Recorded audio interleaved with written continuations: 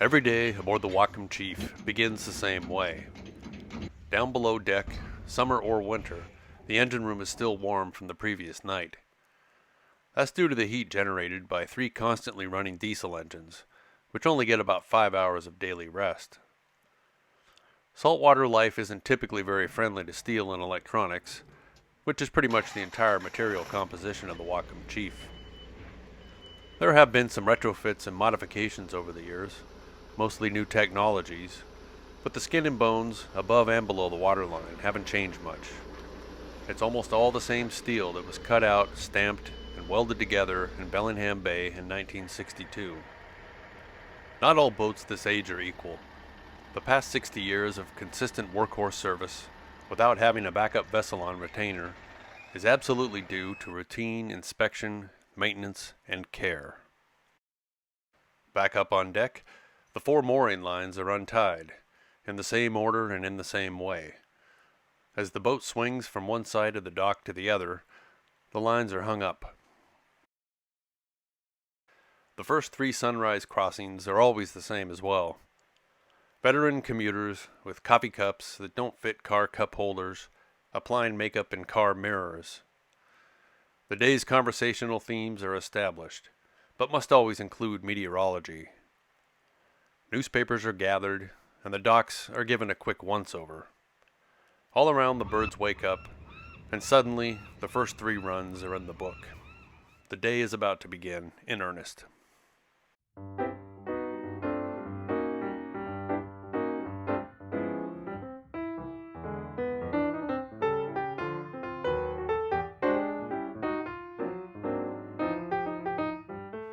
And here we have it, schlepping more vehicles and material tonnage than the island should conceivably be allowed to absorb.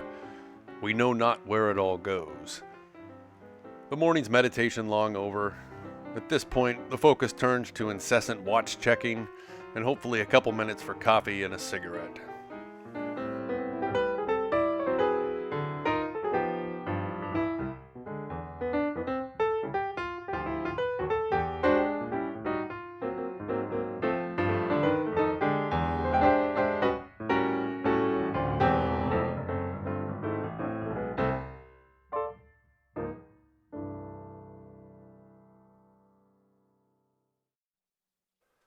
Whether real or imagined, or both, Lummi Island has always had a transit problem. The intersection of hermits, residents working on island, residents working off island, seasonal holiday tourism, and seasonal work transit has meant that everyone with different needs has shared the same level of service. At certain points in its history, however, even the most patient among us would agree that there were issues with capacity. Stopgap measures were taken, such as bringing in a second 6-car ferry, the Acorn, to run concurrently during peak hours, but that wasn't an effective long-term solution.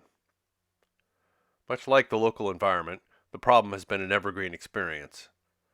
Sitting inside your car on a lovely summer day, questioning the relative merits of everyone else's trip, watching a boat that's either drifting or moving at a comically low speed, imperceptibly to or fro.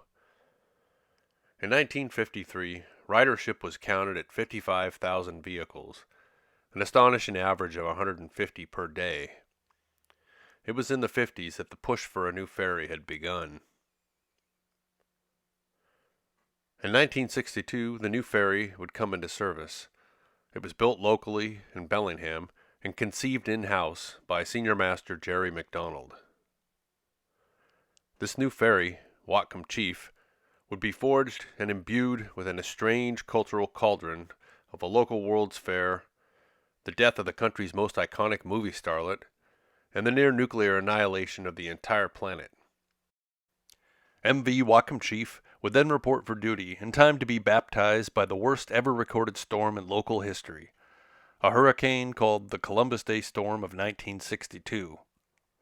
When the storm commenced, Chief Quina, the outgoing ferry, promptly sank. And what emerged from that storm was a boat just shy of 100 feet of American steel, carrying 4,000 gallons of diesel. It was ready to take on the worst of whatever present and future traffic and weather could be thrown its way. And it turned a lot of heads along the way, too. The crew as well. For a community that's never had much in the way of collective infrastructure, Whatcom Chief has been an iconic mainstay for as long as it has been afloat.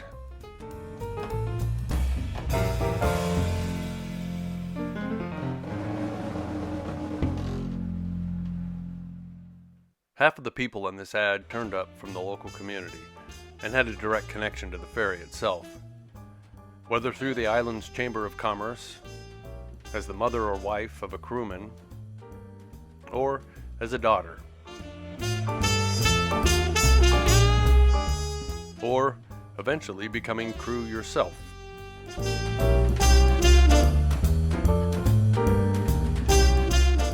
Or eventually, one day your kid brother gets the keys to the pilot house, and then eventually keys to the whole operation.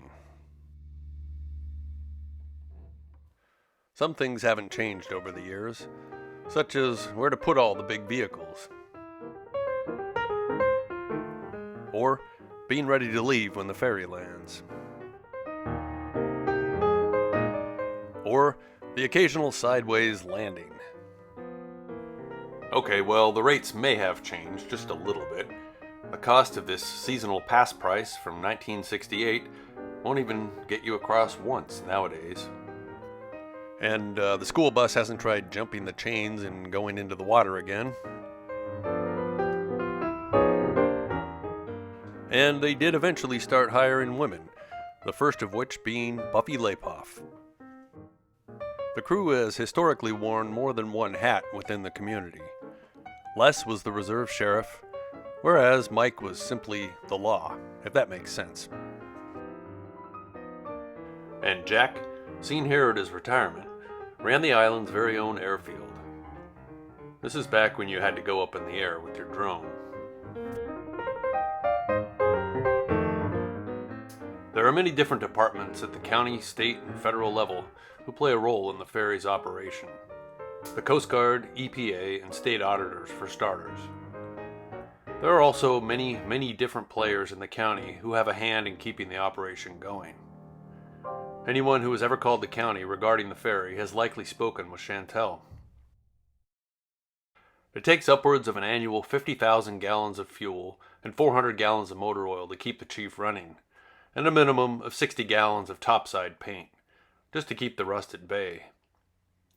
Though it's hard to calculate, based on changing schedules and routes amongst other boats in the region, much less the country, Whatcom Chief has been among the very busiest car ferries in the history of American car ferry transit. It is the second oldest car ferry in Washington state by 3 years, but it is currently the longest serving. And so, as summer always gets washed out by the incoming September fog, traffic does return to something approximating normal.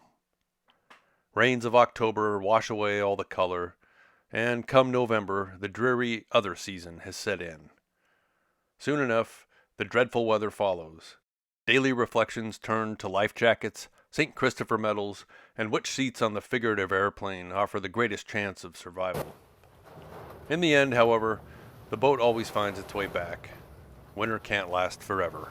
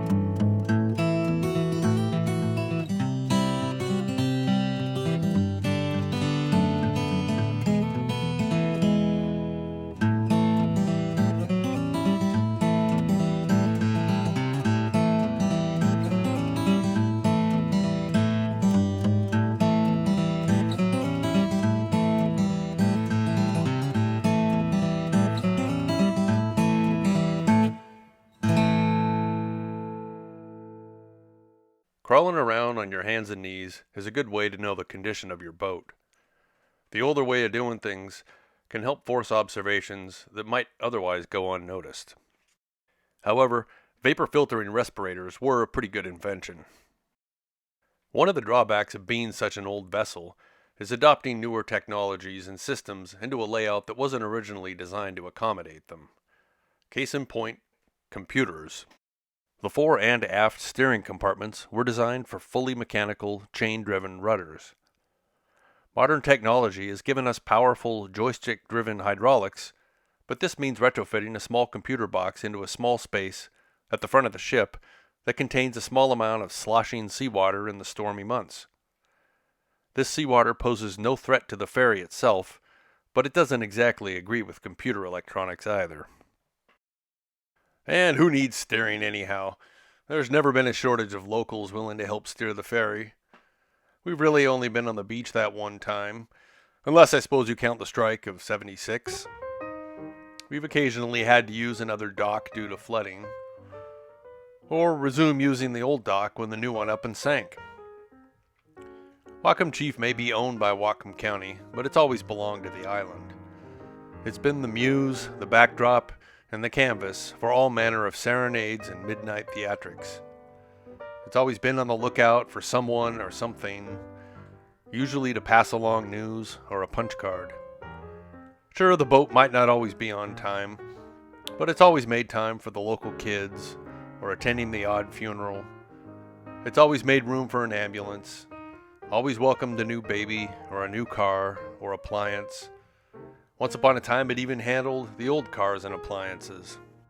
It's oft imitated and duplicated, fortunately never copyrighted. It's well built, well serviced, and is staffed by people who can't seem to stay retired. So thanks to all the passengers and crew who have come and gone. All the trips, the great and small. Some traveling light and others traveling heavy. Thanks are also in order to Whatcom County for funding such a quirky, perfectly sized resident these past 60 years. We know it hasn't been cheap.